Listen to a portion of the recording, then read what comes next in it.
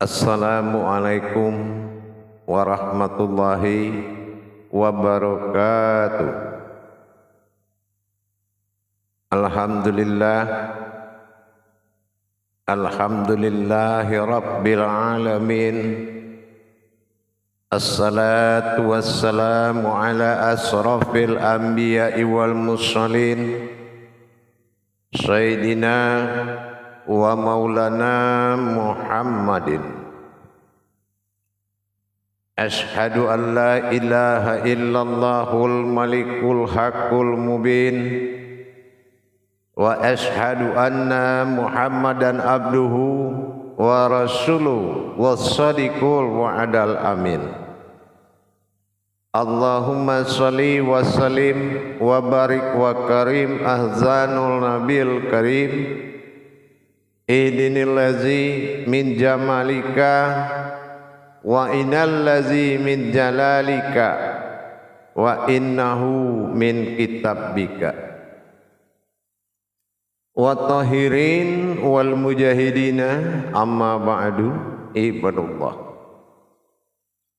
Bersyukur kita kepada Allah dengan mengucapkan alhamdulillahi rabbil alamin atas segala limpahan karunia rahmah dan hidayahnya, serta dengan izinnya juga kita dapat menjalankan amanahnya, beramal dan beribadah zahir batin dunia dan akhirat.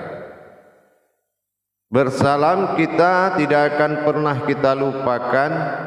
Marilah sama-sama kita sampaikan kepada junjungan kita Nabi Allah, Nabiul Akhirul Zaman, Rasulullah Muhammad sallallahu alaihi wasallam. Atasnya kalimahnya kita kalamkan dengan membacakan Allahumma sholli ala sayyidina Muhammad wa ala alihi sayyidina Muhammad. Alhamdulillah, bertemu lagi dengan saya Guru Mursyid Syekh Nur Muhammad Buya Irwan Maulana Al-Khalidi, Sumatera Barat, dalam makom majelis zikir Ma'rifatullah dengan Yayasan Islam Hidayatul Mubarakah Jakarta, dalam tayangan YouTube Kupas Tuntas, YouTube Buya Pasaman Timur, yang insya Allah selalu berbagi ilmu dan wawasan kepada kita bersama. Semoga bermanfaat demi meningkatkan iman atau tauhid diri kita kepada Allah. Karena tanpa kita bertauhid kepada Allah, semua akan jatuh menjadi amalan. Amalan akan membawa kita kepada abid, abid akan membawa kita kepada musyrik dan syirik. Tapi kalau sudah ibadah akan menjadi sebuah ilmu, ilmu maujud dalam hakikat, alhamdulillah, hakikat akan memandu kita ke jalan ibadah syahadah, yaitu dengan mendirikan ilmu langsung atau pertemuan dengan Allah, yaitu sholat. Insya Allah pada waktu dan kesempatan yang kita muliakan ini, saya akan kembali berbagi wawasan dan pengetahuan. Kenapa jadwal-jadwal yang dikatakan untuk beribadah disebut dengan ba'adah? Ini kenapa harus kita menjadi suatu pembahasan? Karena ini adalah masa yang tetap yang kita lakukan dalam kurun waktu 5 kali dalam 1 hari 1 malam, sebagai amal syahadah, yaitu perbuatan langsung kepada Allah, tentunya memiliki ilmu wawasan yang penting dan sangat wajib, yaitu mengenal. Fakulu min bi khairi ilmin ya'malu wa amalahu marudatul la tuhabalu. Beramal, beribadah tanpa ilmu pengetahuan, maka amal ibadah ini akan dikembalikan oleh Allah. La tuhabalu, tidak akan diterima.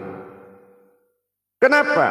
Allah itu bukan dewa yang kapan kamu butuh kamu minta, kapan kamu perlu kamu sembah, kapan kamu santai kamu berdoa. Allah adalah ikatan salbiah kita dengan Dia. Sifat salbiahnya yang tergantung di dalam diri kita yang tidak kita miliki membuat kita menunaikan kewajiban kepadanya. Wujud kidam bako mukalifatul hawadis qiyammuhu binafsihi sebagai alat induk utama dari 7 kodrat iradat ilmu sama basar kalam hayat, bertajali kepada Allah tanpa kodratnya. Allahu Akbar. Allah adalah salbiyah hu nafsiyah akbar ma'nawiyah. Bukan 20 sifat Allah dalam diri, tapi bersifat 20 Allah dalam diri. Karena salbiyah tidak boleh dimiliki umat. Untuk itu kita harus mengenal apa yang dikatakan ba'da, sesuai dengan apa yang telah pernah kita kaji dan kita pelajari. Perjalanan ibadah solat itu adalah tajalli batinnya Allah. Itu yang dikatakan tajalli Nabi. Na itu aku, bi itu batin. Jadi tajalli batin atau zat atau an, diri batinnya Allah dijohirkan untuk menyembah dalam kurun kalam alif lam mim. Setelah terpisahnya lam mim dengan alif, maka terjadilah aftar dengan badal, terjadilah sifat nyatanya dengan sifat yang tidak nyata. Ada zahir dan ada batin. Perjalanan kodrat batin yang diambil dari Nabi diwasilahkan, diwariskan ke kita berupa bani batinku. Yang batinku ini adalah ihsan yang berdiri dalam wujud kodratan dalam rupa-rupa yang dikatakan ahyan karajiah dan berkodrat ahyan sabitah dalam bentuk an. Dan perjalanan 5 kodrat tadi itu yang dikatakan perjalanan batin disebut la nabiyan ba'da. La nabiyan ba'da, inilah perjalanan alam batinnya manusia. Inilah alam batin yang disebut manusia, dari batin kepada batin, alif aftar kepada ba'dal, lillahi dengan ta'ala, menyatakan ada penyembahan dan disembah dalam kodrat Allahu fi zahiru wallahi fil batinu. Kenapa dia jadikan ba'da perjalanan batin? Makanya inilah yang dikatakan bukan wato'ah, tetapi tajalli batin atau disebut dengan tajalli Allah.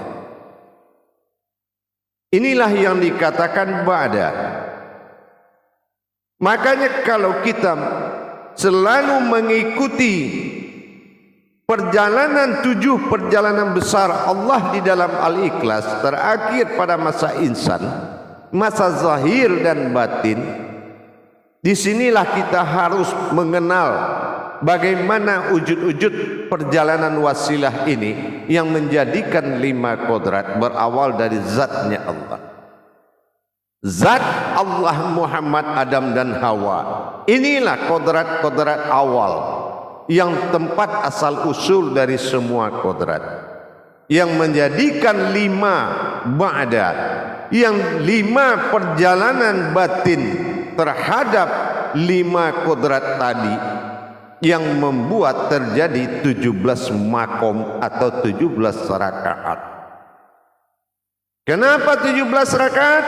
Hijahiyah dan falakiyah telah menerangkan ada 17 berwujud angka 5. Ini adalah falakiyah.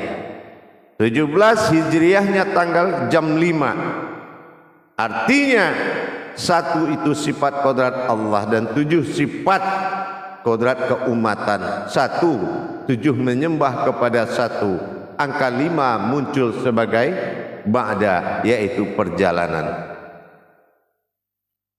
Para hadirin dan jamaah sekalian, rahimakumullah dimanapun berada. Jangan sekali-kali kita melakukan perintah Allah tanpa ilmunya. Ingat itu. Semua perbuatan yang langsung dengan yang tidak langsung, ini yang dikatakan amal dan ibadah. Bagaimana perjalanan ba'da, bagaimana batin perjalanan dal, perjalanan atau tajali. Kenapa dalam perjalanan di zuhur didiamkan batin tidak boleh bicara? Dalam hak kalamnya diambil dan tidak boleh hak kalamnya ada. Karena di situ ada 4 kodrat yang tidak boleh mendengar kalam. Nur, syahadah, Adam dan ilmu, 4 pada masyrik. Itulah jatuh zuhur, solat pertama awal jadi. Ya Muhammad, solat engkau di awal tergelincir matahari. Dengan kekuasaan berdirinya kodrat sir yang tidak terjadi kalam dalam zuhur, maka bertajali kepada 4 kodrat an-nazir alam lagi, yang hakikat an-nazir daripada 4 alam dunia, an-nazir dunia, an-nazir akhirat, an-nazir dari sifat yang dikatakan sifat baharu diri, dunia akhirat jabarut dan malakut. Hakikat alam yang 4 ini membuat hayat terjadi dalam kehidupan alam masehi. Kodrat Adam jatuh pada syara 6 pada Adam, berarti 6 bulan kuasa Adam. Akhirnya dengan dihadirkannya hak daripada 6 Muhammad pada malam hari atau dikatakan dengan hijriyah, maka nur lenyap dalam ma'rifatullah, wujud alam maghrib pun hadir. Artinya nur luput dalam ma'rifat, artinya hayat luput dalam kodrat. Terjadi apa lagi yang ada? Di dalam maghrib kegelapan wujud ma'rifat dalam pandangan, terjadilah 3 kodrat yang wujud di dalam pandangan alam sukun ma'rifat maghrib. Inilah yang timbul ahadah, sahadah dan wahadah. Disinilah kodrat batin zat nur membuat nur tenggelam, tidak mampu menghadapi kedatangan 3 cahaya di dalam alam kalam malam. Itu dinamakan alam ma'rifat, makanya hitam warna Isra. Tenggelam an-nurul karena kehadiran daripada 3 sifat bagi Allah. Sifatullah, alam fi sifat dan alam fi zatullah, hayat dalam nur. Inilah kodrat dari ahadah, wahadah dan wahdiyah dari 3 rakaat dalam maghrib. Di dalam kematian nurul ada nur, maka dikatakan nurul alal nurin. Ada nurin, 3 kodrat yang hidup di dalam nur. Inilah dalam kehidupan maghrib atau mati. Alam diciptakan dari masyrik dan maghrib. Inilah nurul alal nurin, habisnya nurul alam dan hadirnya nur Allah dan nur Muhammad. Inilah yang dikatakan ba'da. Di dalam kehadiran 3 syafaat tadi, maka bertajalilah 4 sifat Allah kembali yang berkodrat akan zatnya ya Muhammad. Di wadi mani-manikam Isra wa Isra, inilah Isa. Hadirlah, bangkitlah 4 perkara zatnya alam. Asal usul daripada semua alam yang akan hayat jatuh adalah Isra atau Isa atau kebangkitan yang hadir di pada waktu ba'da Isa. Inilah berarti 3 maghrib ditambah 4 sudah 7 sifat, naiklah hayat hijriyahnya, kodrat hijriyahnya, yaitu Rasulullah Muhammad sallallahu alaihi wasallam. Dengan bertajalinya 2 kodrat tadi pada ini, maka dalam kodrat kedua-duanya Terjadilah aras dan kursi. Naik aras di 00, naik kursi di 00. Berdirinya kekuasaan Allah pada Adam dan kekuatan Allah pada Adam dan kekuasaan Allah pada Muhammad. Terjadilah jam 00. Inilah yang mengatakan kosong bumi dan kosong langit. Artinya fana. Disitulah tafakur berdiri. 23:45. Barulah mengambil hak daripada kodrat Adam dan Muhammad dalam sir usir. Sir kodratnya Adam berasal dari rahasia serba batin yang maujud, dan usir adalah kodrat Muhammad dalam sifat rohani diri. Maka jadilah solat 2 rakaat sir usir pada subuh. Inilah yang dikatakan ba'da, perjalanan batin. Inilah perjalanan ba'dal. Ba'da atau ba itu batin, bara'a ba'adah atau bara itu batin, dal itu adalah hijaiyahnya perjalanan atau tajali. Jadi dari sekarang para hadirin, nyatalah kita bisa mengatakan kalau sholat itu ibadah, karena ini adalah perjalanan batin. Batin siapa? Batinnya Allah yang bertajali dan diwariskan menjadi rohani. Inilah bani batinku. Ini itu kekuasaan bagi diri Allah dalam kalamnya. Untuk itu para hadirin dan jamaah, luas sangat pengetahuan di jalan Allah untuk kita tidak mempersekutukan dalam dan berpraduga. Alhamdulillah. Dengan kita meningkatkan selalu wawasan demi wawasan, ternyata hakikat itu bukan sebuah wawasan, tetapi sebuah ilmu. Dengan berdirinya pemahaman tauhid, insya Allah bisa meluruskan jalan ibadah kita kepada Allah. Ternyata semuanya adalah tajalinya. Dijadikan kodrat diri untuk bertajali.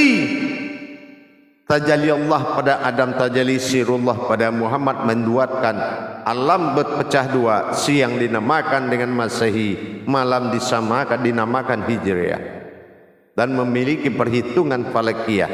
4 kali 6, 4 sudut alam 6. 6, 6, 6, 6 berarti 6 ini adalah 4 sudut, 4 mata angin penjuru daripada kodrat Allah. Waktu berlalu dan waktu membawa kehidupan dan kematian. Tapi ingat, dinyatakan oleh Allah siang masyrik dan malam maghrib. Artinya hanya alam yang menerima kematian dan kehidupan. Tetapi manusia, inna lillahi wa inna ilaihi raji'un. Manusia adalah markazi, zat yang kekal berpindah-pindah, bukan zat yang mati dan hidup dan akan mati. Mudah-mudahan kita bisa meningkatkan marwah diri kita untuk mencapai martabat Allah. Allah siapkan 17 rakaat, ada di dalamnya 9 martabat Allah yang harus kita dapatkan. Ambillah 9 martabat Allah di dalam solat. Insya Allah akan menjadi martabat dalam hidup dan derajat dalam kehidupan kita dunia dan akhirat. Ingat, awal diri adalah Tuhan. Ilah badah tunggal dalam kejadian. Asal diri daripada Allah, Tuhan ilah, maka berpikirlah kamu, Tuhan asal dirimu, kan kembalilah kamu kepada Tuhan. Persiapkan mana yang kembali kepada Tuhan. Seperti apa wujud yang tidak bersekutu kembali kepada wujud awalnya. Jangan kamu pelihara wujud Allah dengan marwah kemanusiaan, tapi nikmatilah wujud Allah dengan kehidupan kemanusiaan, bukan menguasainya. Insya Allah. Mudah-mudahan bisa bermanfaat dan menjadi suatu pedoman bagi kita dalam rangka meningkatkan marwah daripada ibadah kita. Karena tanpa kita memiliki marwah ibadah, karomah, maka hidayah tidak akan sampai. Ingat, kuantitas dirimu menentukan kualitas ibadahmu. Janganlah kamu merasa bisa sebelum bisa merasakan. Kalau belum paham, belajarlah dengan baik.